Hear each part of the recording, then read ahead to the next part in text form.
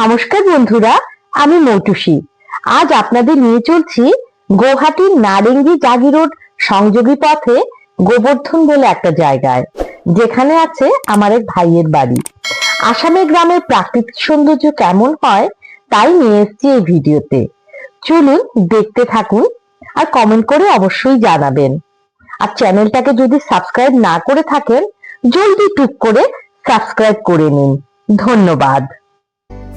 গ্রাম ছাড়া ওই রাঙা মাটির পথ আমার মন ভুলায় রে।